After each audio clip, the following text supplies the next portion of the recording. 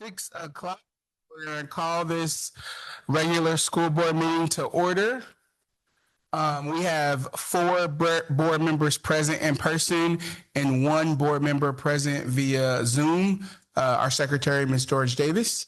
And we will start with, we don't do Pledge of Allegiance on a second.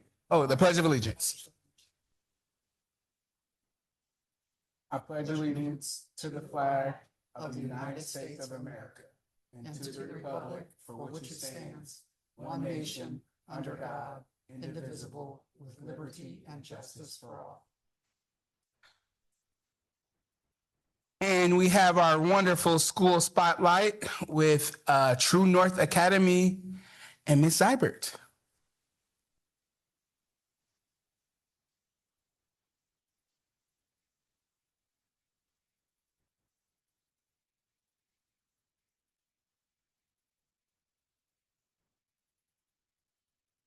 Good evening, Dr. Taylor, President Thompson, members of the board and community members, as well as our True North staff members that are here and special guests tonight.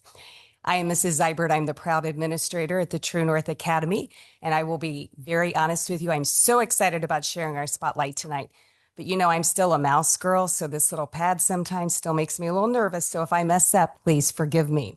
But it is an honor to share our spotlight tonight. We had a wonderful year that wrapped up last school year in May of 2026. We are going to highlight that this evening, as well as share some of the great things that we are working on so we can continue that momentum moving into the 26-27 school year. So our celebrations, as we take a look at things, we have staff, student, and community celebrations. We are very excited that we were awarded $4,392 in classroom grants last year. That yielded an opportunity for us to start a guitar club for the first time. And then we continued our Cultural Connections Club. So very excited about that opportunity. Also excited to share that we submitted some very nice grants last night to the foundation and looking forward to continuing that. We are also the proud colleagues of the Indiana Trailblazer Counseling Award, Jessica Main. She did receive that award from the state of Indiana. And we are also the proud team member with our nationally certified in Indiana School Social Worker of the Year, Julianne Shannon. So very excited to have those honorees working on our extraordinary team. We also have two Simon Youth Foundation teaching fellows. For those of you that may or may not know, we are Simon Youth Academy that awards us the opportunity to build teacher capacity as well as student capacity. And we have Mrs. Ibarra, who traveled to Georgia last year to visit some other Simon Academies, and Mrs. Meng, our school counselor, will be traveling up to New Jersey this year to visit some other Simon Academies to gather ideas that will help us to continue to grow our programming in schools that are similar to other Simon Academies around the U.S. And then Unstoppable Together. Failure is not an option. When students come to True North, we have 100% graduation rate. We have to work relentlessly. We differentiate a lot. Our teaching and learning takes on a lot of different meanings and a lot of different forms, but we're getting the work done and excited to help those kids get across the stage. And I'll elaborate a little bit about some stuff we're doing later on. Students, wow, last year we had 126 graduates in the class of 2026. That equates to 15% of the North Central High School graduation rate. We're very, very proud. I know anytime we hear that there is a student that still needs support, our teachers are very eager to do whatever it is that we need to do. Taking a look, though, it's not just the graduation rate. Looking at our breakdown of diplomas, we had 101 Core 40. We had our first technical honors diploma, 13 general diplomas, and no waivers, which is huge. The fact that it's not just a diploma anymore, we will elaborate when we talk about some of the scholarships and things that we have been awarded over the last year. And then also our students over the last couple of years, and even coming up here in a few weeks, they have had the opportunity to be awarded the opportunity to go on the civil rights journey, which takes students from Alabama to Selma and around on an extraordinary journey, a life-changing journey. Our ambassador, who's here tonight from True North, had the opportunity to experience that journey last year. And then we've also traveled to Washington, D.C. as part of a close-up trip. So they look at all of their academies and pick those academies that they know will come back and do great things with students that didn't get to go, as well as just continuing to spread the word about the great things that they can do when they become better and stronger leaders. Looking at our community, we are so excited about our comprehensive school counseling program. We just recently found out that we are at that Bronze Star Award level, carrying that torch to student success. So really continuing to work to go through those levels of growing our counseling program in conjunction and collaboration with North Central High School. We also have some amazing school partnerships with Bright Lane Learning, as well as Simon Youth Foundation. And then our student opportunities. We have the academics, we have the arts, we have the athletics. We have about 34 kids that are working on the early opt-in for the SEALs. This is early yet, so we've got some work to do, but we're really excited about the early opt-in for the SEALs. We have students that are gainfully employed, and then leadership and service opportunities. So lots of great things happening throughout our community as a result of our partnerships and our collaboration with the community. Taking a look at our focus on achievement for all. This is year number 12. That doesn't happen by chance. We continue to work to remain as dynamic as the needs. And this year, just like every other year, we are already being presented with lots of opportunities to do so. But really looking at what matters most, focusing that whole child. The last couple of years, we've been very excited about our enrollment in college, as well as other trade school opportunities, continuing education opportunities, looking at the employment piece as well as the enlistment piece. So very excited about that, looking at that whole child. It's not just a diploma. Our kids are continuing their education. They're continuing to pursue enlistment opportunities or to be gainfully employed. It's more than just getting across the stage.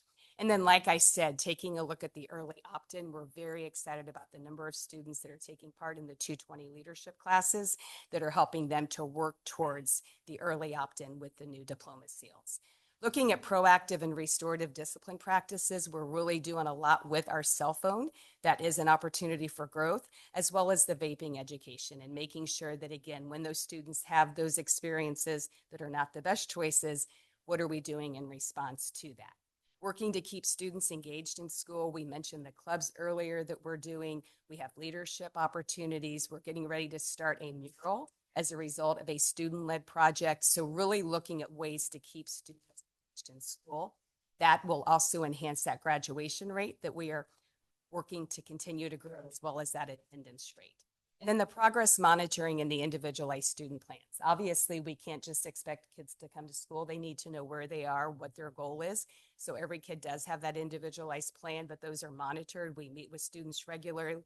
Like this week, Mrs. Meng has been having her rounds of senior meetings, and not just talking about getting across the stage, but talking about HBCUs, talking about trade schools, talking about enlistment opportunities, talking about employment opportunities.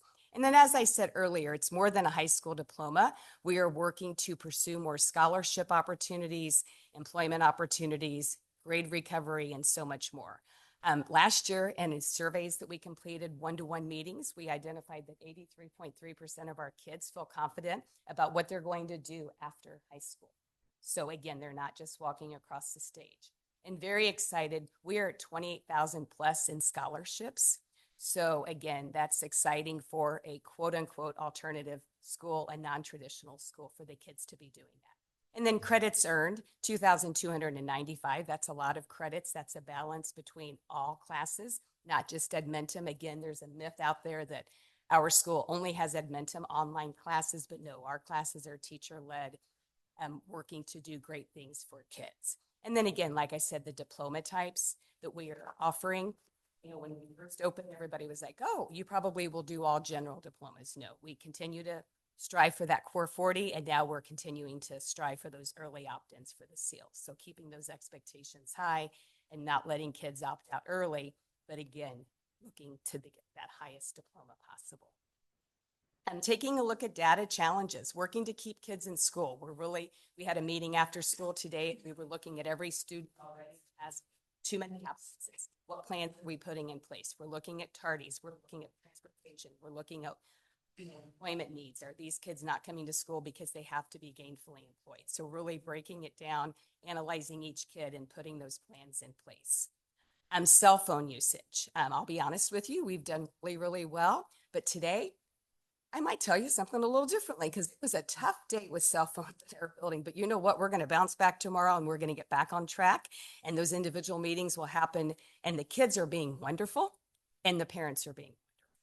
So that's what matters, is it takes that collective effort. And again, remaining as dynamic as the needs of our community. I just alluded, if a kid's not coming to school, is it because they have to work? Are they a new parent? Why are they not coming to school? There's usually a reason, and getting to the root of that. So working to remain as dynamic as the needs, working proactively to plan and prepare for the new diploma requirements, taking a look at daily operations. Just because you have 7 kids in one class, 3 in another, 20 in another, making sure, again, that is reflective of what our needs are. So making sure that we are responding accordingly. Maximizing our partnerships and resources for the whole child. So for example, as we partner with Bright Lane, they help us to overcome homelessness and housing insecurities for our kids.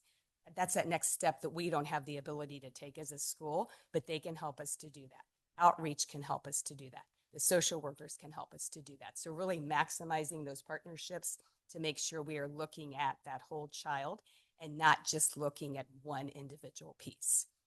Looking at We Grow Panthers, but we're also growing our practices and opportunities. Today, in an amazing, powerful problem-solving session in our Social Studies PLC, Mr. Arias and his team were talking about helping a young lady who can't get to school because she has a new child. And she's getting there, but she's late. So what kind of interdisciplinary project-based learning can we put into place to support her in English and social studies? Because we know she can do it. She just needs something different. So really thinking outside the box so we can remain as dynamic as those needs. And then the exciting things that we have going on. For example, the service, the clubs. We're getting ready to start our kids volunteering every Monday at the Early Learning Center. We have a group of kids that will go out and read throughout the community. We have students that do basic things as watering our flowers, but again, developing them as leaders within and beyond the classroom. Listening to that staff and student voice and really taking that into play, because again, as we grow Panthers, we have to look at every single need. Going back to the guitar club, that was an example of student voice. Mr. Jones had kids telling him, hey, I can play the guitar. He says, well, I can too. Well, that turned into a foundation grant, and here we are with the guitar club. The mural we're getting ready to go and do was the result of a young lady saying we needed more color in our hallway. Well, that's going to be a student-led mural. Again, listening to that student voice. And then the right fit, the right program really helps our students to make sure that they are the right fit for JEL, employment, enlistment. Or even today, we had to have a meeting with the parent that the WTOA is going to be a better option for their child. So again, having those meetings, putting those plans in place, because at the end of the day, we want our Washington Township community to be filled with high school graduates. And then taking a look at our school improvement practices.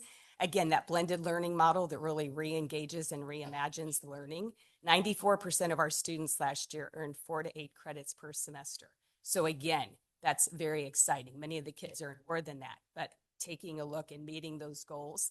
Looking at our student events, this is not happening with employment, enlistment, and enrollment because we're just telling the kids. We have events in the fall and in the spring. We have College Go Week. We have You Matter Week. We have monthly events, clubs, celebrations. We work very hard, but we play hard as well. Family events with our school counselors, such as PNC, which is where Mrs. Meng and I get together with parents and community members like 4 times a year and have events. Looking at our True North leadership team, we look a little different. We're not as big as the high school or the middle schools or the elementary schools, but really reimagining that into a blended model of like good leadership practices, good instructional practices, but really looking at what it is that our kids need. So for example, we're really diving into that student engagement. What does it take to engage the kids in school? Again, I mentioned earlier, failure is not an option. We're unstoppable together. And then looking at that comprehensive school counseling program that is based on the ASCA national model. And then our school partnerships that are all about human and financial capital and the whole child. And then the very exciting part of our student and community members and partnership recognition. First this evening, I would like to invite up is our Panther, our portrait of a Panther, and that is Cherish Williams. Cherish, senior at True North Academy, and we are still here as well.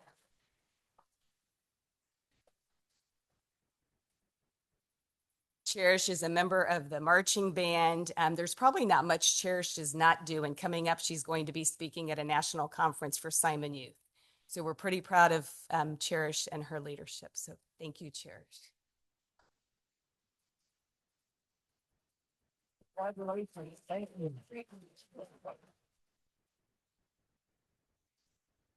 Take it.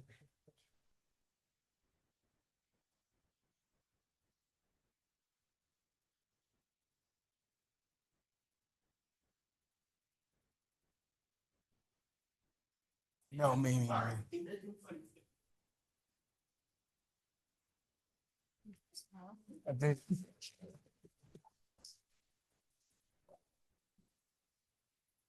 Now, taking a look at our above and beyond parent recognition, I would like to invite Ms. Harris up. Patricia Harris. I call her Pat because we're on that kind of a basis and first name thing. I know I can call on her for anything. I've had the great fortune of having her with us for a few years now, and just an honor to have Ms. Harris with us at True North Academy. She does so much within and beyond just the four walls of our building. So thank you, Mrs. Harris.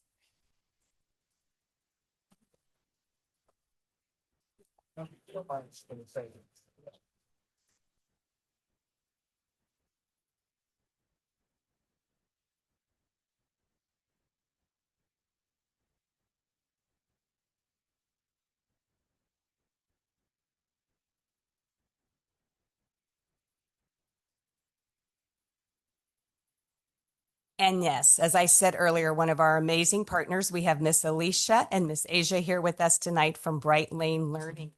We are getting ready to embark upon our second year with Bright Lane. They will be with us 2 days a week instead of just one day. So we are very excited as we embark upon the year ahead. So a big shout out and thank you to Bright Lane Learning, helping us to close some much needed gaps that needed closing. So thank you. Thank you so much. Thank you so much. Thank you so much.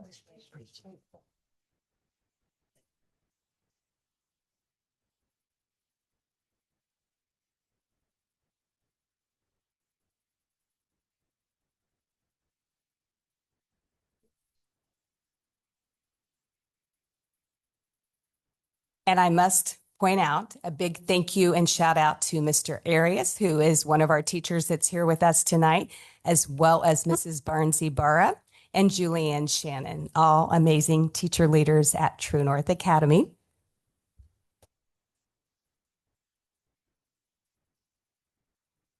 And then a big shout out to the Washington Township Schools Foundation. We are in our second, soon to be third year of a mentorship program. Cherish had a mentor that she will be ready to embark upon a third year with in the mentoring program. It's a virtual thing that we've done. We have had scholarship winners. We do have a member of the foundation who is very committed to the work that we're doing at the academy, and with that has awarded an annual scholarship that we are able to give to a student in Tech.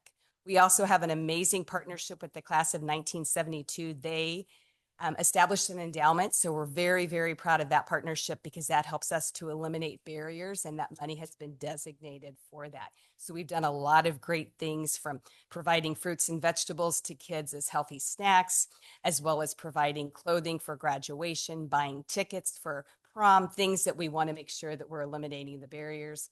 And then again, we've had the 2 grant requests this year of the mentioning earlier, and then the Teachers Treasures membership. So again, it's a partnership, it's a community, it's a team. Everything we do at True North, we couldn't do it alone. So thank you for letting me highlight the work we're doing this evening. Thank you, Ms. Ivy. Any questions? And I'll remind our community, Miss Seibert reminded me when I called it the alternative program, she said, no, it's non-traditional. And so now I always refer to True North as non-traditional. It's a non-traditional school, not an alternative school.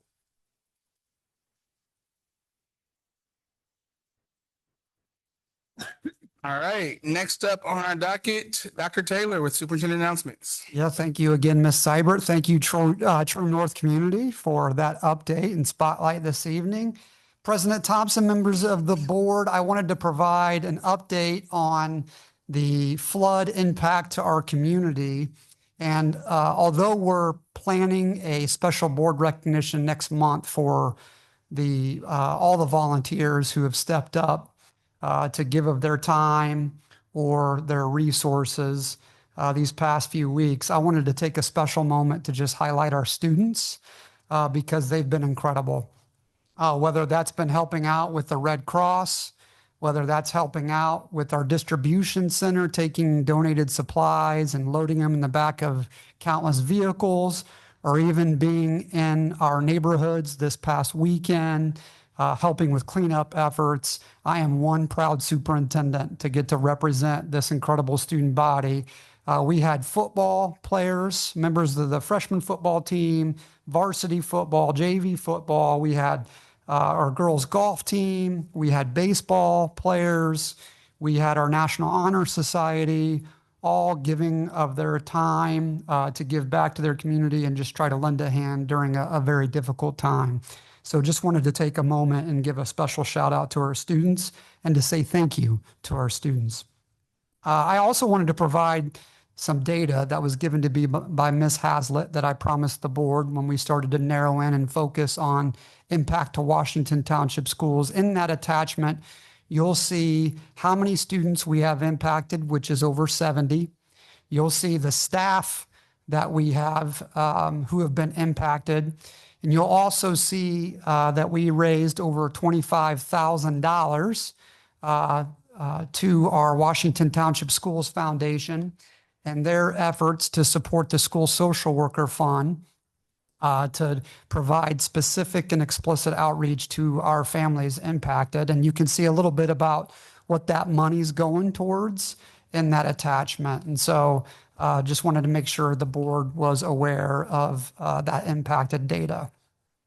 Mr. Funk received a really lovely email from a parent thanking the JEL team and really thanking what career and technical education has done for her child through the hands-on experiences and the pathways. Just saw a different level of engagement for her child and is deeply appreciative of what that has done and has meant for his education career. So I wanted to share that email, which is attached there. And then I'm going to say it, our undefeated North Central football team, I have to say it, Coach Kofer and staff received a kudos from the IHSAA, which I didn't even know they had this because I certainly never received this as a coach, but it is an exemplary behavior report. And so I wanted to make sure the board and community aware, shout out to Coach Kofer and his leadership and that staff's leadership as they're cultivating young men to do great things and to have strong competition on those Friday nights. So a little shout out to Coach Kofer and team. We've been talking about a number of operational matters that we've been working on throughout the district as we've started the school year here. So I wanted to provide the board with a brief update on those areas. And then tomorrow evening is going to be bumping in the community. We've got lots of back to school nights going on at the elementary level. And then North Central's back to school night is a little bit later on in the evening from 7 to 9 p.m. So I invite the board to come on out if your schedule permits. And then finally, thanks to the teaching and learning team for providing me a superintendent update. So you'll see a comprehensive update of all things teaching and learning for this, hard to say it, almost first month of school.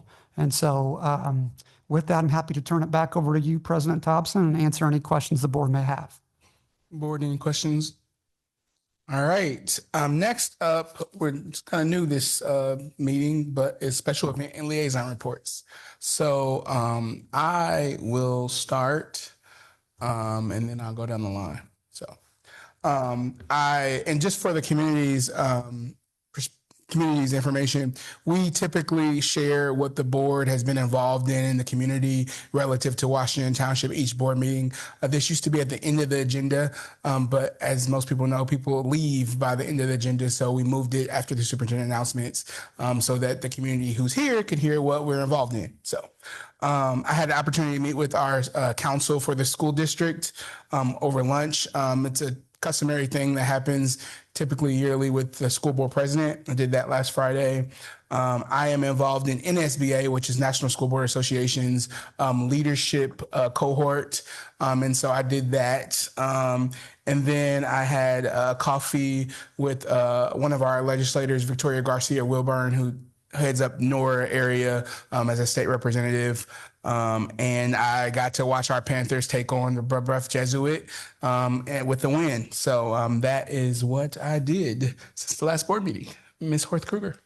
I had the chance to sit in, I attended the Parent Council Network meeting. I'm the liaison from the board to that group, and it was a really great informational meeting regarding the referendum. A number of the executive team was there, and Dr. Taylor did a great job at explaining the importance of the referendum, and really great information was shared. So if you have the opportunity to attend one of those, you should, because it's just really informational and important. And then also attended the weekly referendum meeting that is talking about the campaign and how it's all going to go. So all about referendum this week.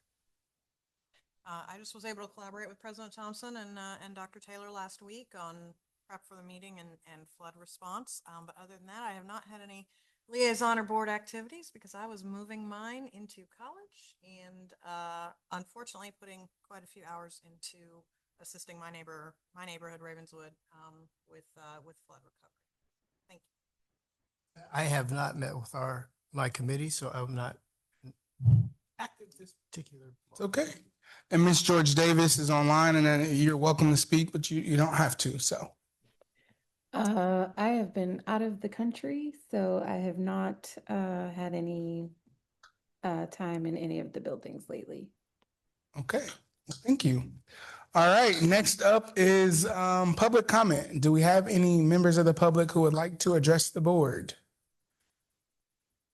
Yep, nobody signed up, so and offer this opportunity if anybody does want to speak, even if you didn't sign up. Seeing none, we will move on to the next item, which is approval of the consent agenda. Dr. Kaiser. Thank you. President Thompson, members of the board, I recommend that you approve the consent agenda for this meeting. This consent agenda includes approval of the minutes of the August 12th, 2026 regular board meeting and the memorandum of the August 12th, 2026 work study session. Approval of 4 payroll calculation summary reports, a claims docket in the amount of $6,951,853.89. A special personnel item in accordance with Indiana Code 20-26-5-11.2, and a human resources report containing for classified personnel 29 new hires, numbers 58 through 86, 9 resignations, numbers 43 through 51, 1 retirement, number 2, 2 terminations, numbers 4 and 5, and 4 leaves, numbers 9 through 12. For certified personnel, 1 maternity, child rearing, or adoptive leave, number 1, and 1 resignation, number 1. There are 3 non-competitive grants, gifts, donations, or routine and/or professional service agreement renewals to present to the board for approval. The renewal of the 2020 Youth Leadership Scope of Work and Agreement in the amount of $75,000. The K-12 Tech Annual Renewal in the amount of $282,979. And the Technology Common School Fund Loan in the amount of $1,080,000. Information has been provided in your board packet for your review. Board, any questions? Seeing none, I am going to take a vote. Because we have a virtual member, though, I'm going to start with her, and I have to do each individual board member. So, But technically, I first need, one of us needs. oh, to yeah, make a you're motion right. to You're right. Yes. Agenda as presented by Dr. Kaiser. So I will make such a motion. Second. It's been moved and seconded. Any further discussion? All right. Seeing none, I'll take a vote. Ms. George Davis, Aye. Mr. Turner, Aye. Ms. Fry, Ms. Horth Kruger, Aye. and I am an aye as well. Motion passes 5-0. Thank you, Dr. Kaiser. All right. Next up, Dr. Kaiser still on deck. Approval of Evolve Gateway purchase. Thank you. President Thompson, Dr. Taylor, and members of the board, I also come to you tonight seeking approval for the purchase of 6 Evolve weapon detection systems from ERS Wireless for deployment at North Central High School and J. Everett Light Career Center. As you're aware, this comes as the result of several months of evaluation, planning, and preparation. From January through March of this year, we conducted on-site system demonstrations from 3 potential vendors, evaluated multiple vendor proposals, and gathered vital feedback through staff, student, and family surveys. In April through May, we presented our recommendation to the board and you approved the purchase of a pilot Evolve dual lane unit on a rotating basis that's been used across multiple doors alongside our traditional detection tools to evaluate its performance in real time.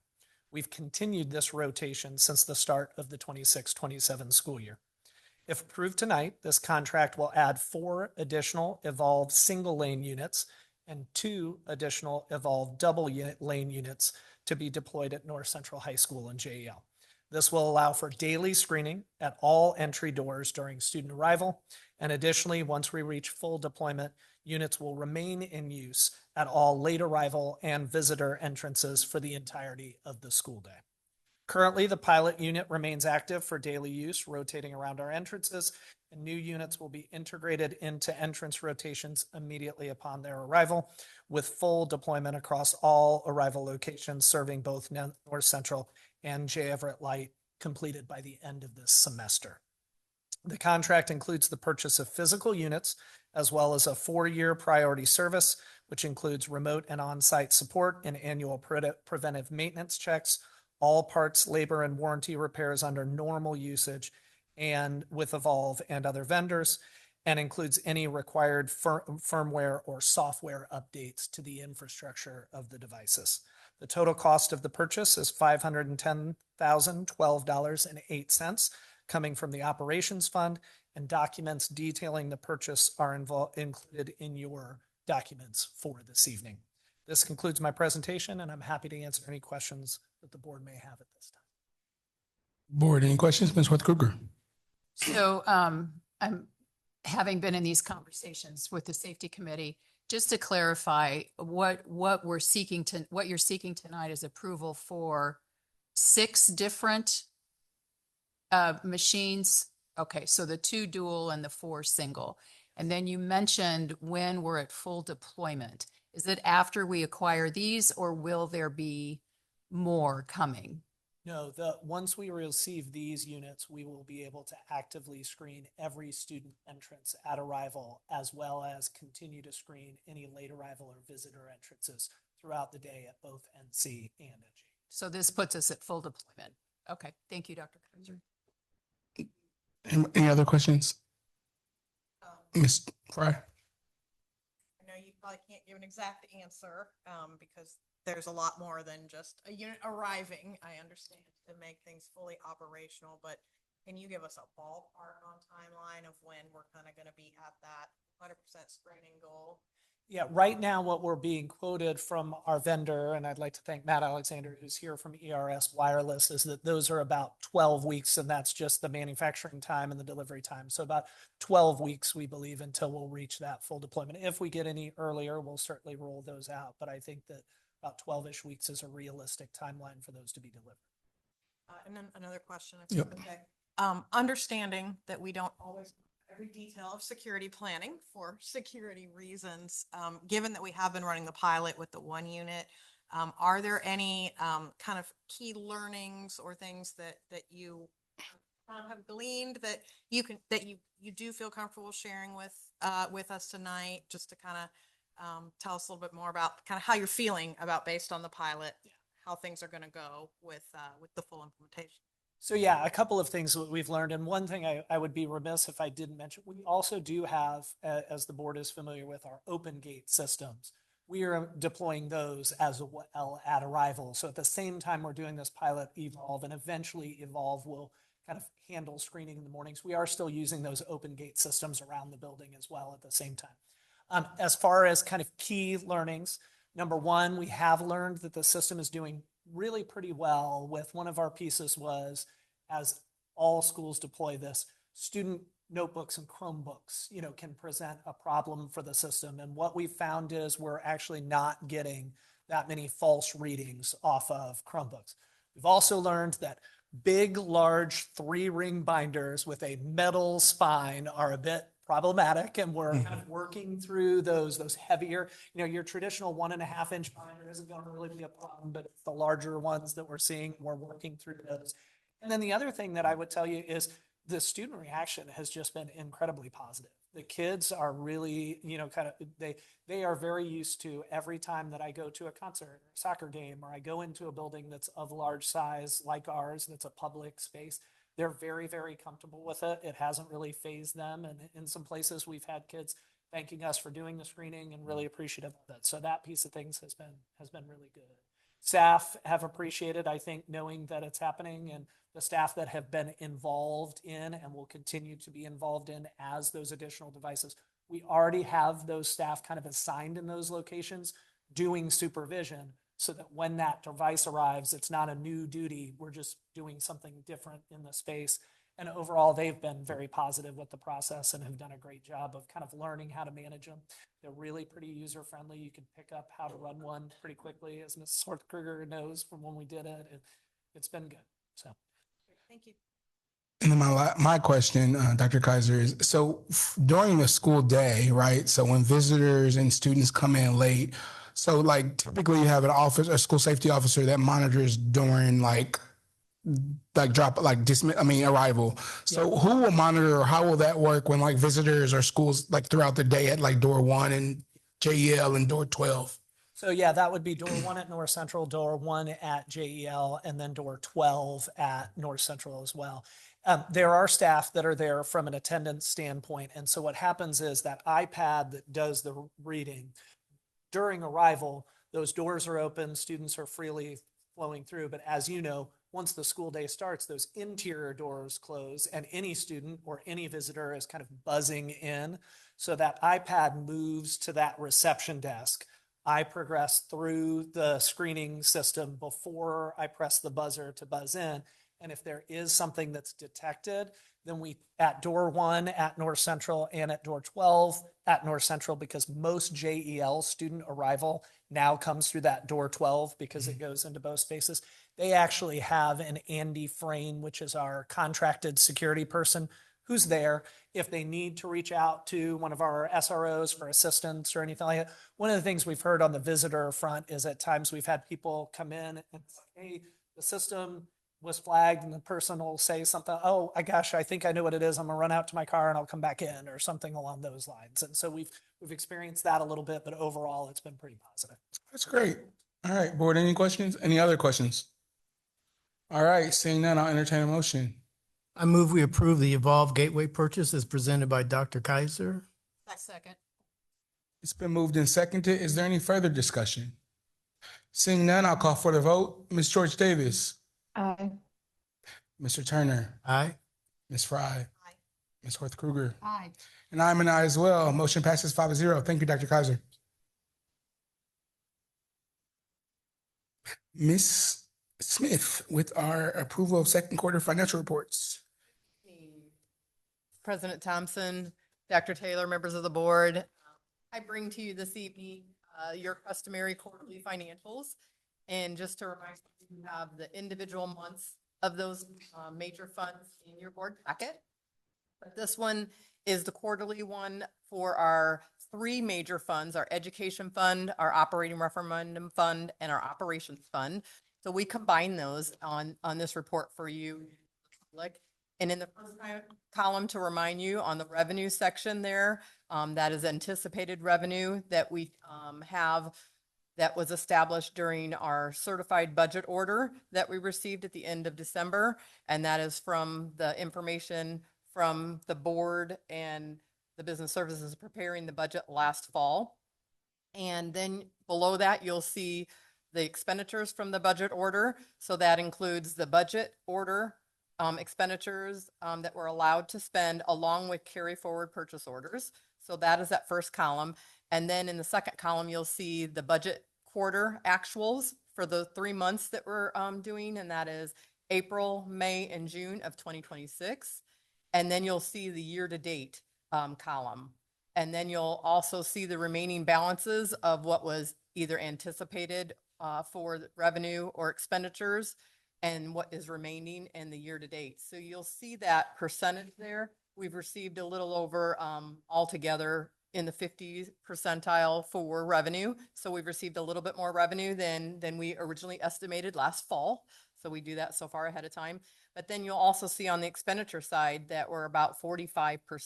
So we're right on track. And as you remember, when we're doing the budget, we always budget a little bit higher for the unforeseens. So showing that we're at 45% is right on track for this time of year. And then moving down, you'll see the year-to-date summaries that we have there, and that showcase the individual numbers from above as just a summary. You'll see that all the way at the bottom for the fund balance, a little over $69 million. So to remind you, you'll see that right above that in January, our cash balance started about 63 million. This is customary at this time of year because we received all those property taxes in June. So then you'll see that going down throughout the fall, and then we get our December property taxes. So we are right on target with everything that we projected for this time of year, halfway through the year of June of 2026. I would be happy to answer any questions the board may have on this quarter's financials. Board, any questions? Seeing none, I will entertain a motion. The second quarter 2026 financial reports as presented by Ms. Smith. A second. It's been moved and seconded. Any further discussion? Hearing none, I will call for the vote. Ms. George Davis, Aye. Mr. Turner, Aye. Ms. Fry, Ms. Horth Kruger, Aye. and I am an aye as well. Motion carries 5-0. Thank you, Mrs. Smith. Next up, 2026 STEM Integration Grant Application from IDOE by Mrs. Conti. Good evening, Dr. Taylor, Ms. President Thompson, and members of the board. On August 21st, the curriculum team submitted an application for $37,500 through the Indiana Department of Education STEM Integration Grant. If we receive this funding, it would support three main efforts. First, we'd establish a middle school STEM leadership team with the goal of moving our middle schools toward official STEM certification. This group would work to build a strong understanding of STEM teaching approaches and the skills students need for future careers, and would review the Indiana academic standards, the Indiana STEM standards, and employability skills to identify areas of alignment, gaps, and opportunities for integration to weave STEM more intentionally into everyday instruction, not just through standalone STEM courses. Second, we would transition our elementary technology elective into a broader STEM elective. This includes training teachers who lead that course, building out curriculum maps that connect smoothly from one grade to the next, and strengthening ties between this elective and core subjects like math and science. Third, the funds would help purchase materials for our Project Lead the Way or PLTW courses at the middle and high school levels. Enrollment in these courses continues to grow, and the funding would help keep pace with that demand and continue giving students access to hands-on STEM learning. If awarded, the grant period would run retroactively from July 1st, 2026 through July 30th, 2027. And tonight, I'm asking the board to approve accepting and implementing the grant should we receive it. I'm happy to answer any questions. Board, any questions? Ms. Horth Kruger. Is this funding that you've applied for and received before? Yes, Okay. yes. We've So- received it for 3 years. Last year, we did not get it, but I'm hopeful that we'll get it this year. And since it'd be retroactively reimbursed, essentially, is there a plan if, I'm sure you'll get it? Yeah. Thinking positively, is there a plan if you don't? Yes, most of the work can be done through Title II professional development because we will be training teachers on STEM pedagogy, so project-based learning through the Buck Institute, and so we can use Title II if needed. Thank you. Any other questions? Just real quick, I should probably wait because it's more of a comment, but with this, and one of the things, I think we've said this before, and I want to say it again because the work I do outside of here, it just comes up over and over again from regardless whether you're in STEM, you're in business, you're in CTE, whatever it is, those employability skills are like the key to opening all doors. And so everybody looks for those skills regardless of what your craft is or what you're good at. So I appreciate seeing that and being called out because that is huge and continues to be huge for employers. So thank you for bringing it up in this. And then My question was, I'm assuming that means it's competitive since we didn't get it last year. And did we get feedback from IDOE about why we weren't awarded it last year? I did seek feedback and they just reshared the rubric, but not the scores from the rubric. Okay. So I have some assumptions. Unfortunately, one year we had to send some of the money back that wasn't spent, and I think that might have played into it. They also redesigned the purpose of the grant, so we were applying last year just for materials. And the way they repurposed it, it's really more about the STEM integration and going back to the heart of the original grant, which was for STEM certification. So that's why we redirected this to get ready to go for STEM certification. All right. Here we go. Board, I'll take a motion. I move that we approve the 2026 STEM integration grant application from the IDOE as presented by Mrs. Conti. Second. It's been moved and seconded. Is there any further discussion? Hearing none, I will start with the vote. Ms. George Davis, Aye. Mr. Turner, Ms. Fry, Ms. Horth Krueger, Aye. and I am an aye as well. Motion passes 5-0. Thank you, Mrs. Conti. And you're still up. Yes, I am also here tonight seeking approval for a one-year consulting agreement with Dr. Ryan Flessner for the 26-27 school year. This will be our third year of an ongoing partnership to strengthen how math is taught in our middle schools. And this year we will grow into North Central. As stated, Dr. Flessner has worked with us for 3 years, and for the past 2, we've been building a shared, consistent approach to teaching math across the district. In 24-25, Dr. Flessner introduced the 4 building blocks of a balanced math approach, which includes problem solving, number work, inspecting equations, and fluency and maintenance. That year focused on Dr. Flessner modeling lessons for teachers and planning together using our adopted curricular materials. In 25-26, we built on that work, weaving these practices more fully into the everyday planning, while Dr. Flessner co-taught and modeled alongside our teachers in a gradual release of responsibility model. The proposed agreement shifts that focus, and so rather than planning and modeling lessons together, Dr. Flessner's work will move more towards observing classrooms, providing feedback, and informing and co-leading our math program evaluation, which begins this year. Specifically, under the agreement, Dr. Flessner will facilitate a planning session with the secondary math coach. He will co-construct with the program evaluation committee members the classroom observation tool that will be used to collect evidence and provide feedback through coaching conversations. He will spend 20 full days observing classroom, providing feedback and coaching teachers, and gathering data and information for program evaluation. And he will spend 5 days with us co-leading math program evaluation for 6 through 12. The shift makes sense for us as a next step. We've spent 2 years building shared teaching practices, and this year's focus on observation and evaluation will help us understand the real impact in classrooms and plan the next steps using actual evidence. So I'm happy to answer any questions you may have. Board, any questions? All right, seeing. What did it say? Ms. Connie, can you speak a little bit about the data impact of this relative to the standardized tests, student achievement? Well, I can't speak specifics because I don't have it in front of me, but since Dr. Flessner's partnership in the middle school, our middle school data for iLearn has continued to grow year over year. I'm really proud of the work. I think Caitlin Fields, our math coach, does a fantastic job. I think bringing Dr. Flessner in also helped our teachers solidify some of the work we've been doing internally.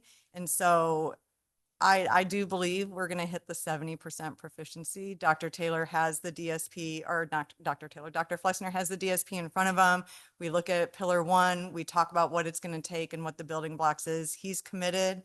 His kids have gone through this district. And so I can't speak specifically to the numbers, but every year since he's been here, we have loved our improvement. And can you also, there's a lot of speculation about science of math now that we have gone science of reading across the state of Indiana with proposed curriculum that we have to invest in. Can you speak a little bit to, is there anything to science of math? This balanced math approach that we have, is that going to go away because of science of math? Can you talk a little bit about that? Yeah, so I actually, when we first were talking about balanced math several years ago, I hesitated because of balanced literacy, and they really are not connected in the same. So then when the science of reading took shape and all the legislation started coming around, these organizations around the country started bringing up, well, the science of math, kind of riding on the coattails of science of reading. It's a little bit different. I think they're riding on the popularity of the science of learning, science of reading. So we're going to do science of math. That really hasn't taken hold. What I do know, one of the foundations that we want to talk about in program evaluation with our teachers is there is a math rope, which are 5 sort of ways in which we engage learning. So it's procedural thinking, it's conceptual understanding. There's 5 different problem solving, fact fluency, and maintenance. So there's 5 parts of the rope. That rope was created in the same time frame as the reading rope. It just didn't go anywhere. And so now that rope is coming back through IDOE. So a lot of people here will say, oh, the IDOE's reading or math rope, but it really isn't. It's the National Research Council, the NRC, who created the reading rope and the math rope. But the balanced math and balanced literacy and science of math and science of literacy, those are sort of separate ideas. I don't foresee science of math taking hold anywhere. A lot of like NCTM and NCSM, the math MSA organization, none of them will back the science of math as it is right now. So I think it's something that's not coming back. Yeah, thank you, Ms. Connie. I wanted to uplift that to the board because that is something that we wanted to evaluate. Like, how much do you invest in this balanced math approach? But in talking with Mr. Flessner and some other math gurus, it's not the same as literacy. So there's not a belief that the DOE is going to endorse a science of math anytime soon, that this balanced approach is more evidence of best practices at this time. Yeah, it's supported by NCTM and the 8 effective teaching practices. It really is more about balancing. So the fluency and maintenance, a lot of our teachers will live in that area and they think like, I need fact fluency. We need to do multiplication facts. We need to do 30 problems of solving 1-step equations. But balancing how they inspect those things, how they problem solve through that, and not living in this fluency area where kids are not progressing, they're not developing an understanding. That's like getting the flexibility. So it's more about the process of learning the math and not an approach to teaching math. Yeah, it's very different. All right. Seeing no more questions, I will entertain a motion. I move that we approve with Brian Kessler, educational consultant, as presented by Mrs. I'll second. It's been moved and seconded. Any further discussion? I do have a comment. I got the opportunity last year with Dr. Taylor to view Dr. Flessner, excuse me, at West Lane Middle School with the middle school team, and it was amazing. So I'm excited about voting for this. So I will take a vote. Ms. George Davis. Aye. Mr. Turner. Aye. Ms. Fry. Ms. Horth Kruger. Aye. And I am an aye as well. Motion carries 5-0. Thank you, Mrs. Conti. All right, next up, Dr. Whitman. Good evening, Dr. Taylor, President Thompson, members of the board. I come to you tonight seeking approval for you to continue the supplemental pay for the unified coaching positions that we started last year. That was successful, and we want to continue that. What we have done is we've invested in an analysis of how other MIC schools and Marion County schools that have unified sports are compensating the head coach and the assistant coach position. And what we would propose to you tonight is to increase that compensation from what we started it as last year as a pilot at $1,935 for both positions, to for the head coach $3,600 and for the assistant coach $2,400. I'd be happy to entertain any questions. Board, any questions? Mr. Turner. Maybe I'm not reading this. So this is all head coaches or just? Just the unified sports. Okay, got it. Just the I was unified gonna sports, say which right now is unified sports for track. Got it. Okay, thank you. Good. Any other questions? Seeing none, I'll entertain a motion. I move we approve the resolution to continue supplemental pay for unified coaching positions as presented by Dr. Whitman. Second. It's been moved and seconded. Any further discussion? Seeing none, I'll take a vote. Ms. George Davis, Aye. Mr. Turner, Aye. Ms. Fry, Aye. Ms. Horth Krueger, Aye. and I am an aye as well. Motion carries 5-0. You stand up there for supplemental pay resolution for after-school tutoring to be paid at $35 per hour. Yes. So I'm seeking your approval this evening. The administration is recommending board approval for supplemental compensation at a rate of $35 per hour for appropriately trained and licensed certified staff who are providing tutoring services outside the regular school day. This competitive rate will strengthen the district's ability to recruit and retain our qualified educators for after-school tutoring programs that provide targeted academic support and expanded learning opportunities for our students. This investment aligns with the district's mission to nurture students into tomorrow's leaders by cultivating learning environments that ignite innovation, amplify diversity and critical thinking, and inspire growth and achievement. This is an increase in what is currently in the collective bargaining agreement. We collectively worked through this process with WTEA. Our thought on this process was right now the rate is not attracting enough teachers that we feel it would make a bigger dent in the after-school tutoring. So that additional $5 per hour is what we're recommending. This is not an entirely new process or new program. This is just going from $30 an hour to $35. Board, any questions? I have one.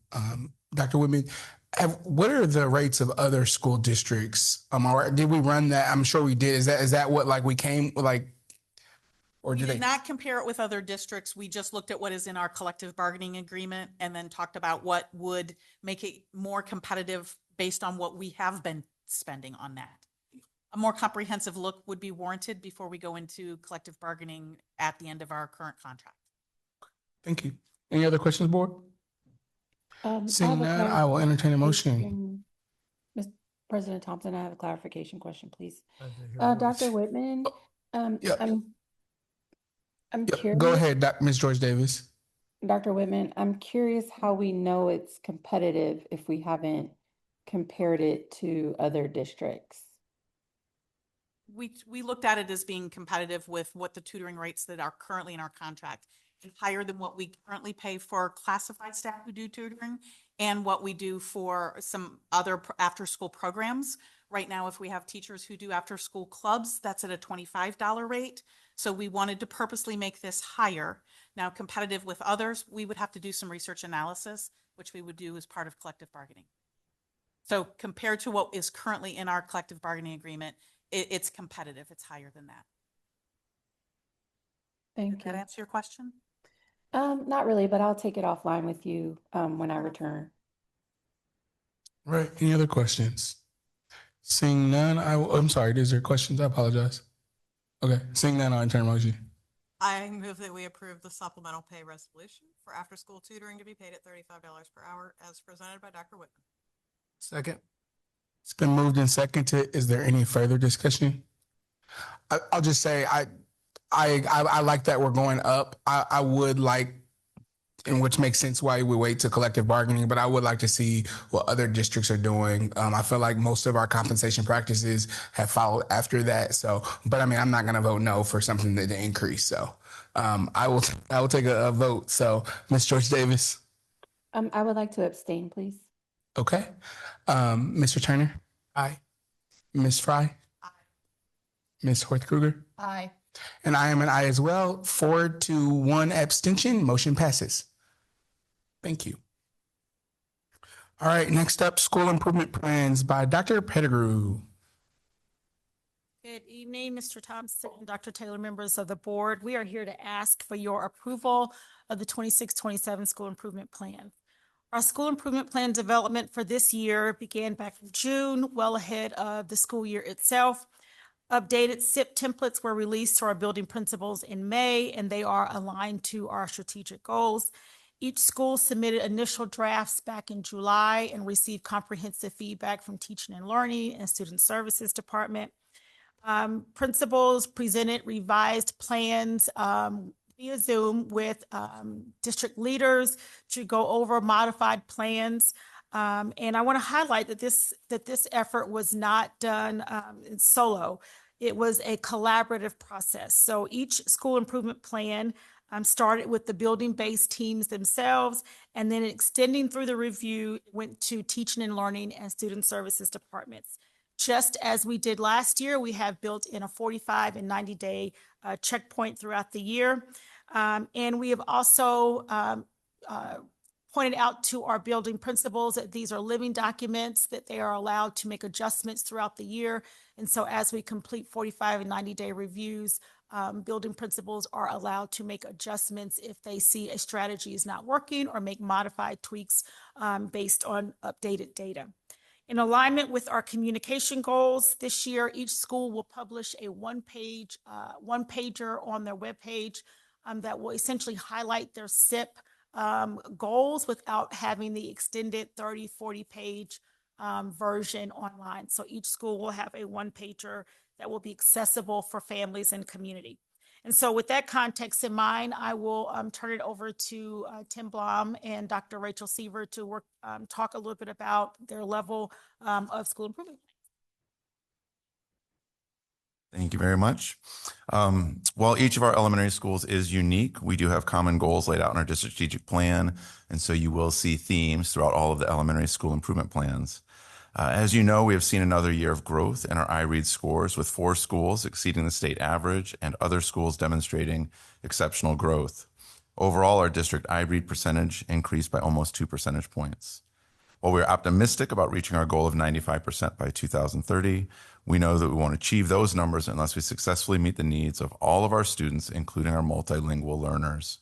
Each of our schools is focusing on employing strategies to ensure that our multilingual learners are experiencing targeted support and intervention, and we are currently piloting a new program in several of our schools directly addressing those goals.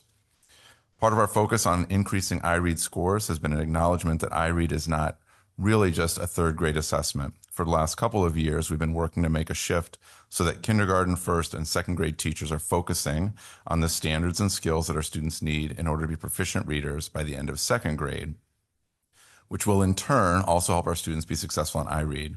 This allows us to focus more of our attention in third, fourth, and fifth grade on the work that will help us achieve our ambitious iLearn goals.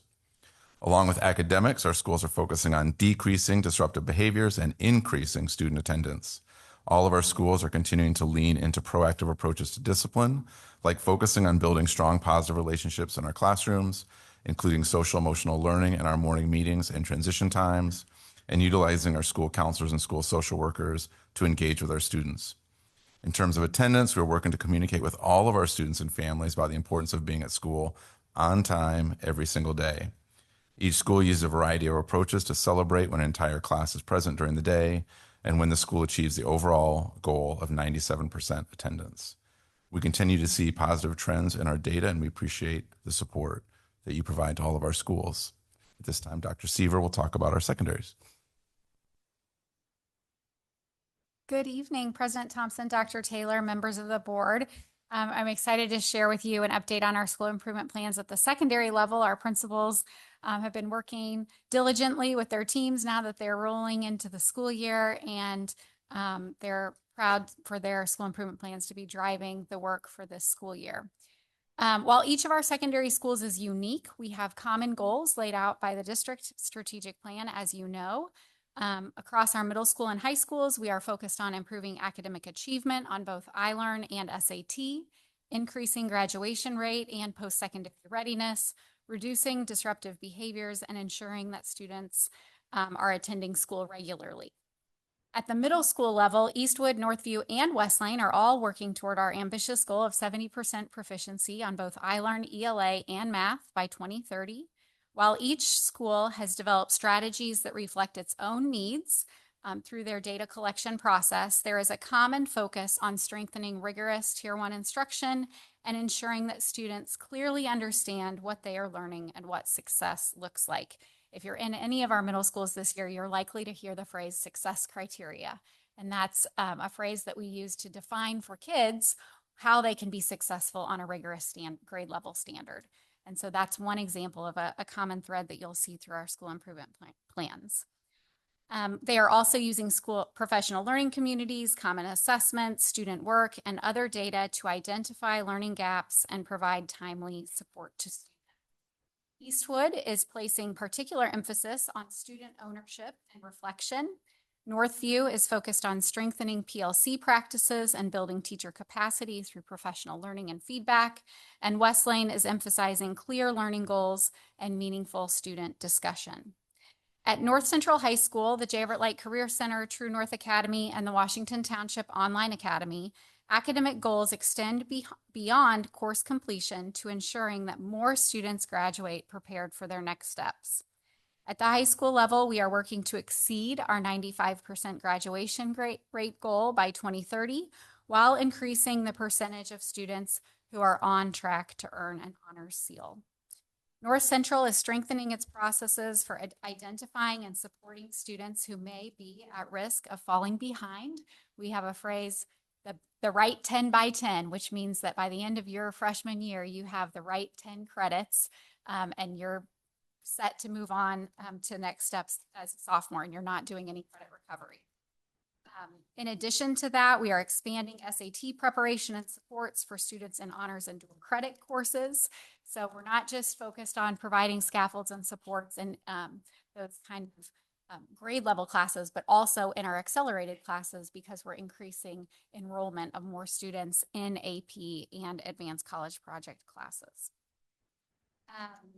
The school improvement plans at this level are also focused on helping students connect their academic experiences to their future college and career goals, like Zello, that you're becoming more comfortable with.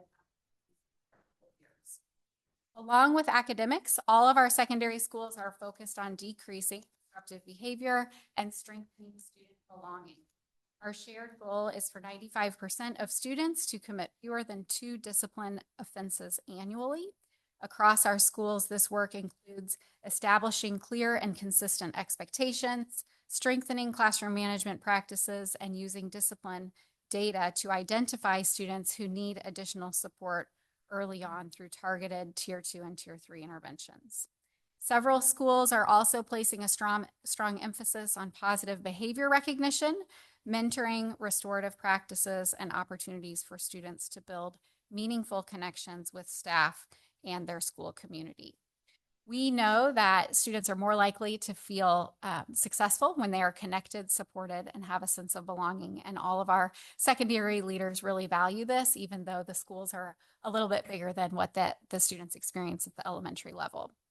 Finally, I want to talk a little bit about attendance. This is also a significant priority across all of our schools, and we're working hard to partner with our parents so that if a student does need to be absent, they have good communication with us. Eastwood, Northview, Wesleyan, and North Central are working toward a 97% attendance rate, while WTOA has established a goal of 95% attendance to reflect the unique nature of its online learning model. Across all schools, there's common emphasis on identifying attendance concerns early, understanding and addressing barriers that may prevent students from attending and engaging in learning. I think Mrs. Zybert spoke very well toward that earlier this evening, and then providing timely support to students and families. So while the strategies at the elementary and secondary level might look different among each school, there are some common needs that I hope that you recognize exist across all of our school improvement plans.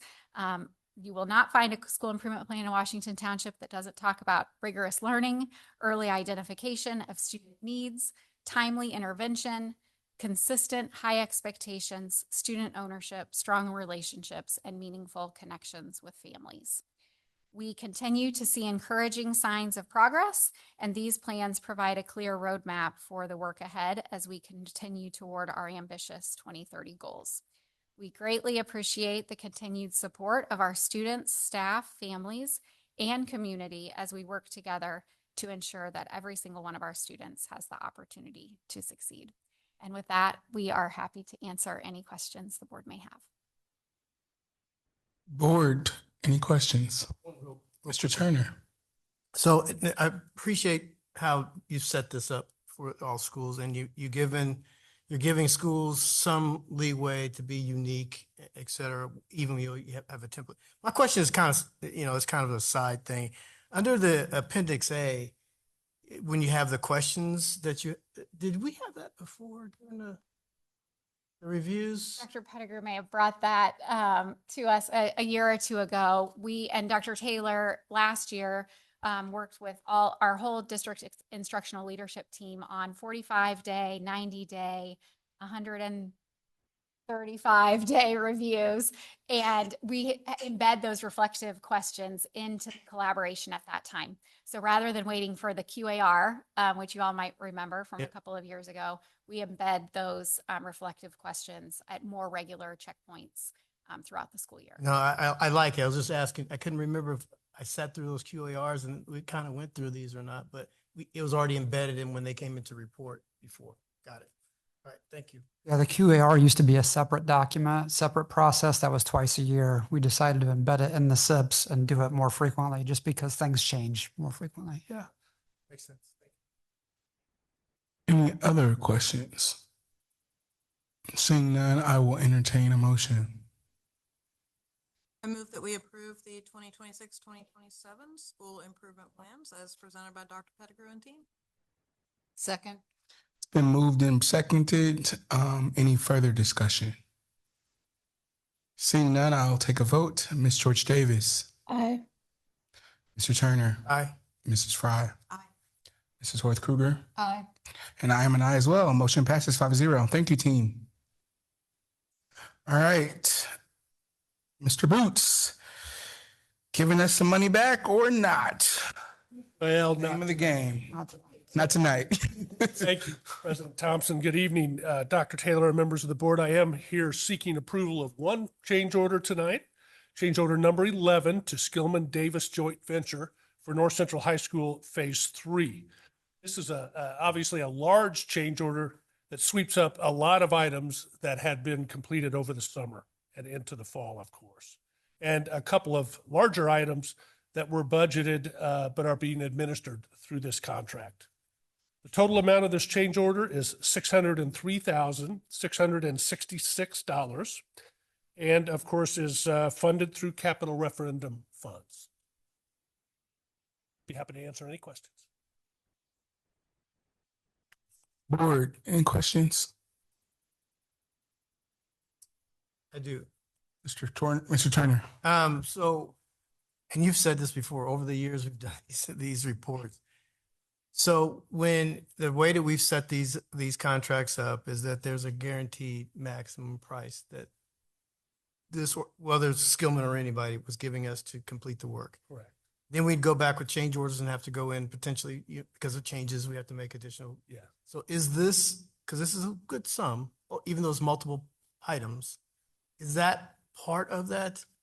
Or is that in addition where we built a contingency to kind of capture? That's the latter. We do have contingency to cover all of these monies. So this isn't added cost to the referendums, but it's shifting from those contingency accounts that we carry over into the contract. Yes, sir. Just want to get that back out again, because that's a large sum.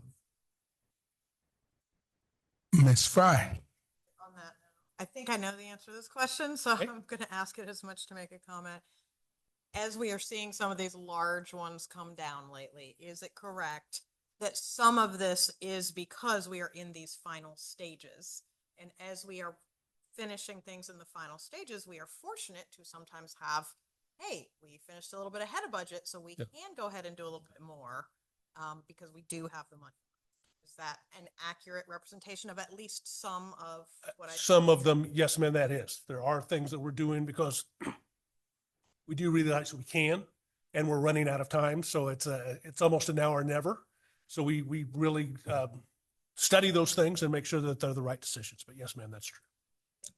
And then I see like it says indoor signage package for the high school. So that means like the office and stuff will actually have like real signs and numbers. Sorry, real what? The indoor interior signage package. Oh, yes. Yeah. So that one, there are two signage packages in here. And those are actually budgeted just in a different place within our capital referendum, but we're administering through this contract. Got it. So again, we're shifting monies within that entire referendum project. From a timeline perspective, when do you think the signage will be done? Done. Probably not till the end of the year, I could say. Yeah. Okay. All right. Board, any other questions? Seeing none, I'll entertain a motion. I move that we approve the 2016-2020 capital project change orders as presented by Mr. Booth. Second. It's been moved and properly seconded. Any further discussion? Hearing none, I will take a vote. Ms. George Davis. Aye. Mr. Turner. Aye. Ms. Fry. Ms. Worth Kruger. Aye. And I am an aye as well. Motion passes 5-0. Thank you, Mr. Boots. That was the end of our action items. Next up, we have FundView Financial Reporting and Analytics Platform with AI by Mrs. Smith. Thank you, President Thompson. Dr. Taylor, members of the board, I bring to you this evening, I'm excited to show you some new things that we've been working on. So we wanted to show you this new financial reporting analysis tool called FundView. This doesn't replace our current financial software at all, or change the underlying financial data. What it does is allow me to take the information from our existing financial system and quickly into reports, dashboards, trends, and visualizations much more efficiently. So here with me this evening is Mr. Steve Troyer, owner of Willow Run Group, and the developer of this FundView software that I'm utilizing. He spent over 22 years in public school districts, with his most recent role as superintendent at a district in northern Indiana.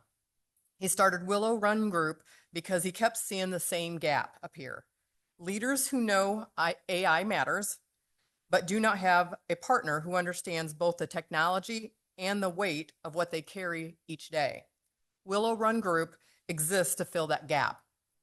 So this evening, I wanted to show you this software that I've been utilizing and experimenting. So here you'll see on the screen what you'll see here on the left-hand side, where we have different sections. So the first one is Command Center, and this is for me to know what I have to do.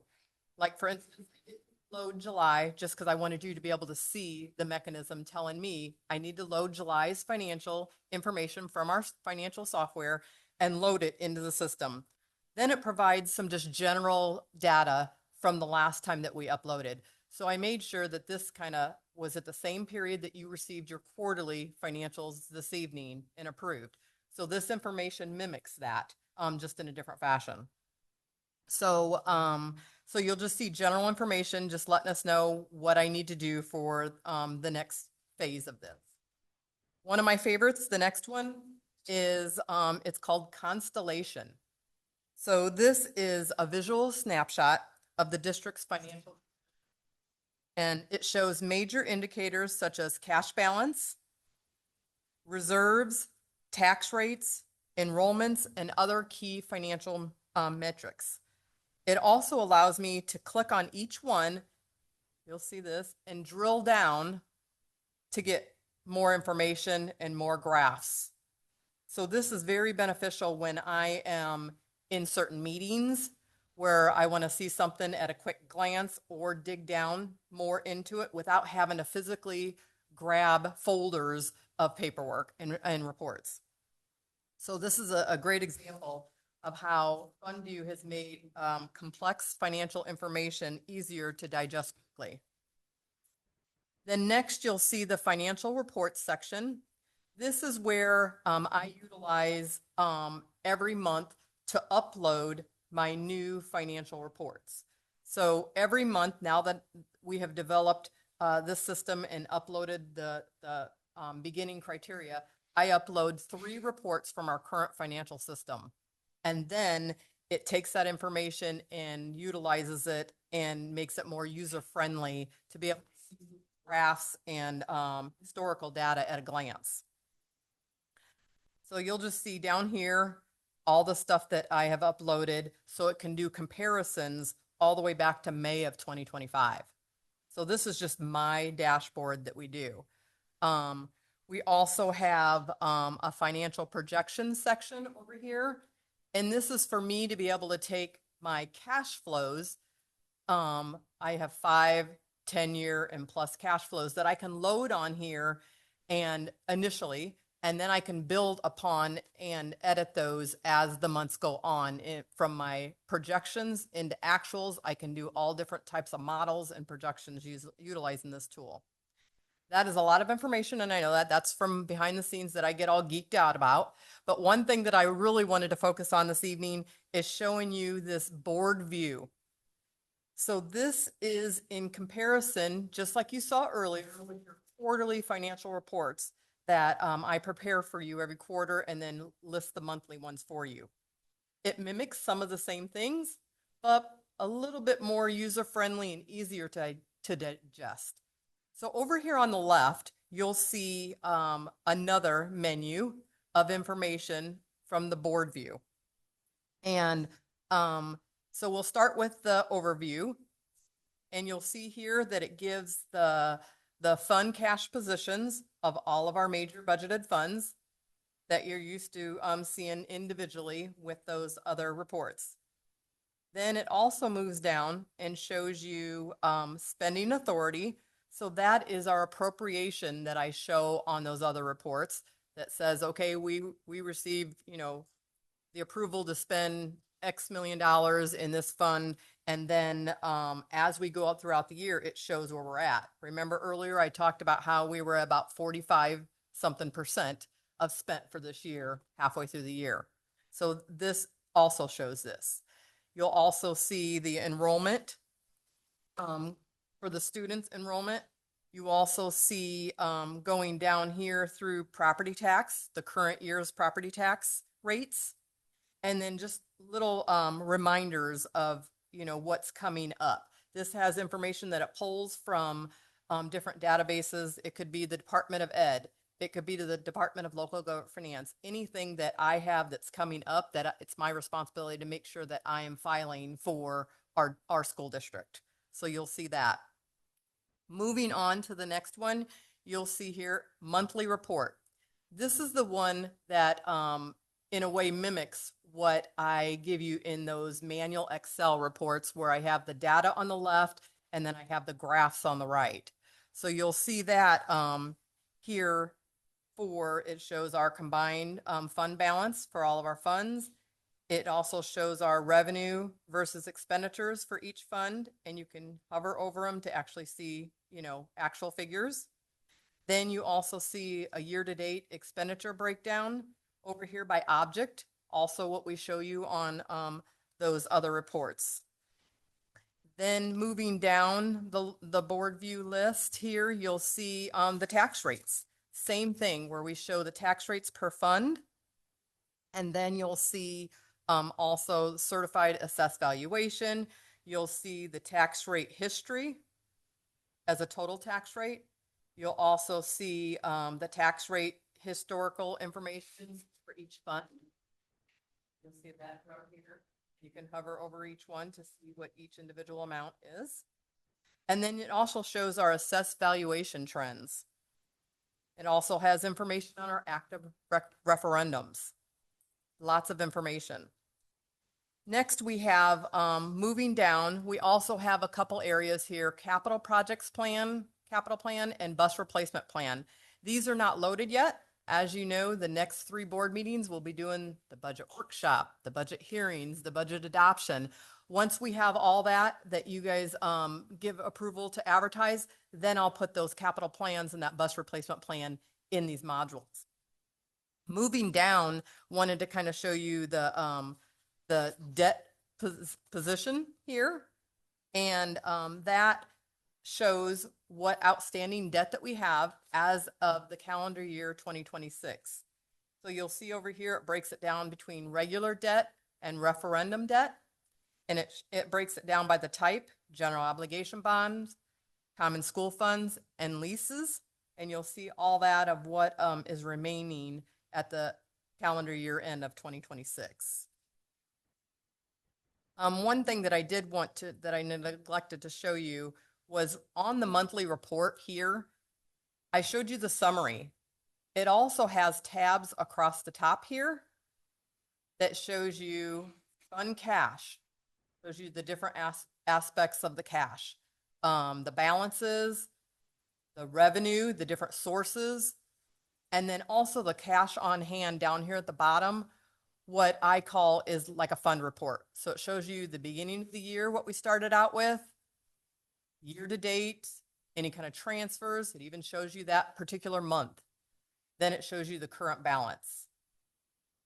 Also, spending pace is that appropriation that we talked about, is where are we at in the year by object type. So it tells you where we are of salaries, benefits, all those different areas, and what we originally projected when we did the budget last fall and where we're running now. Then this was the appropriation that we talked about of where we start at the beginning of the year, what we've spent, what we have outstanding purchase orders, and then what we have left to availability to spend for the rest of the year. One thing that I actually really like, beyond all of it anyways, is the narrative. So it creates a narrative from our information. It gathers information throughout the months, and then it gathers information from that current month. I look through this, I add and edit whatever else I might want the board to know. And then I have this executive summary narrative that helps explain more in depth that you can read at your leisure for that month. Of course, I would sit up at a board meeting, like listed everything out, but it helps the board know more in-depth things for that month or historical information that's relevant for that particular time of the year. So just wanted to kind of show you these things. We have one extra feature down here where it's called Ask Fund View. I think, we're looking at different words and things like that. We've been developing this. I've been helping just give some information of what would be helpful for CFOs. And this is where we can, in a different spot, we can load information from the district. So we could load anything from last budget orders, anything, and then I can go to this. Maybe I'm in a meeting and I'm thinking, oh gosh, what was our tax rate for our operations fund 3 years ago?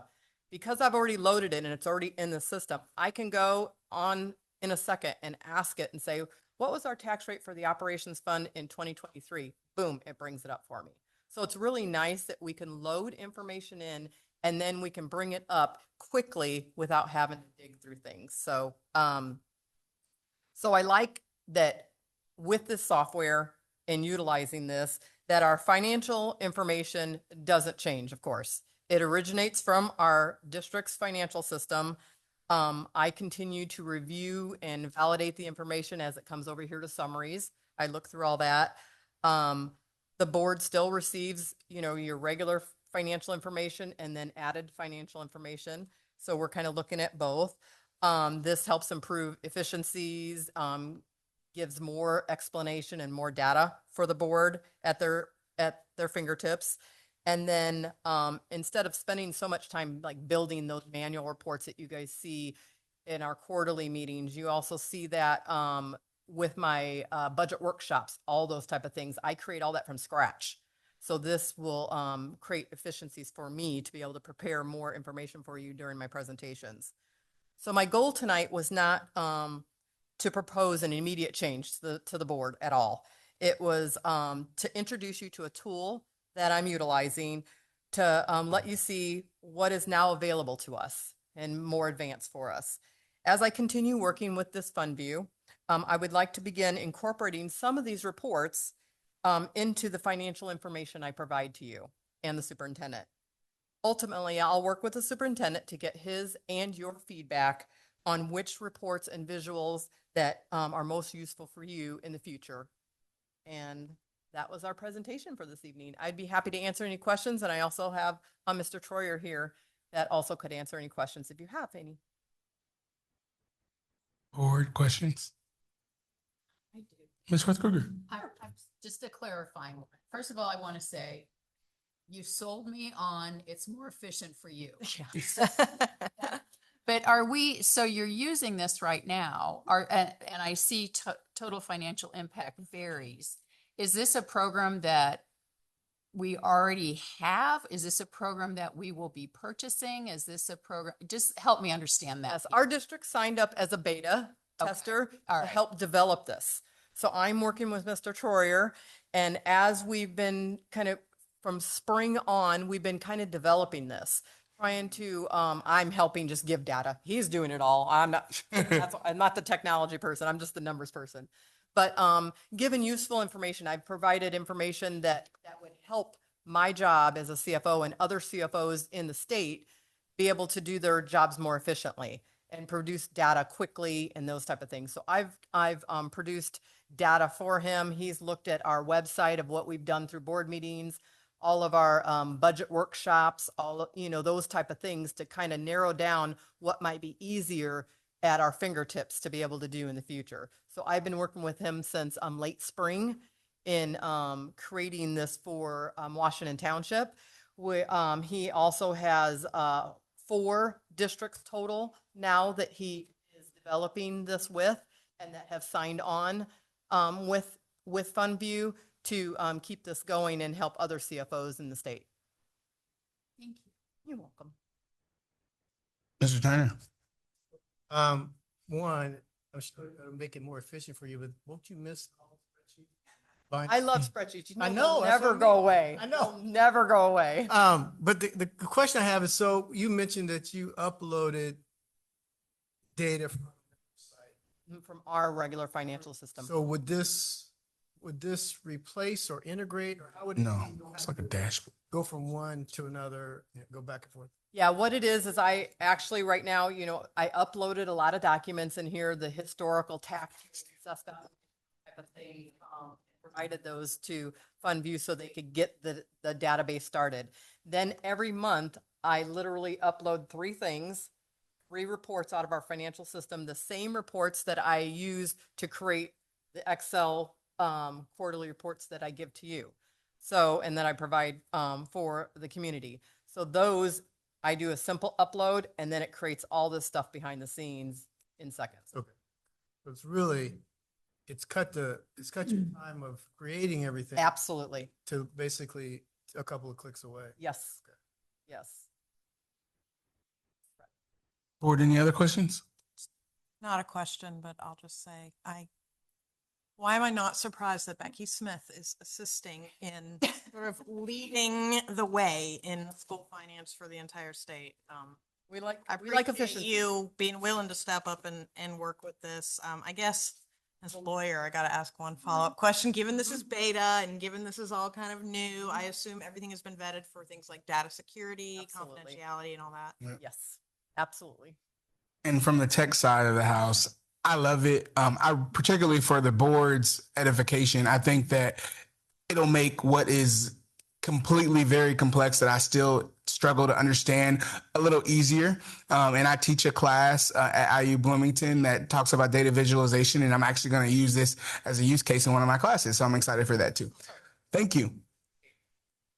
I think FundView for, bringing this to us and giving us this opportunity to assist with future development of this, but they've done a great job. It's a great product. The minute I saw it, I was so giddy. I couldn't even stand it. I was just like, oh my gosh, bring it, bring it, bring it. But so we're excited and still developing more things in it. And they've done an excellent job at, helping more things that I know that would be useful for CFOs in Indiana. Thank you very much. Thank you for being here too. Yeah, thank you. All right, that brings us to the end of our meeting, and I will ask for a motion to adjourn. Second? All right, take a vote? I always can confuse on that. We take a vote. All those in favor signify by saying aye. Aye. I know Deidre's aye as well, but I don't know if yeah. All right. Said aye. Motion adjourned.